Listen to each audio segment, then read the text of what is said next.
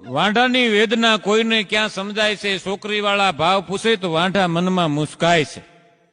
કોઈ બતાવે ઠેકાણું તો વાંઢા ખૂબ હરખાય છે. કારખાનામાં રજા મૂકી અને ગામડે જોવા જાય છે. શહેરમાં ઘર, પછી ગામડે ખેતી, સગવડ બધી મંગાય છે.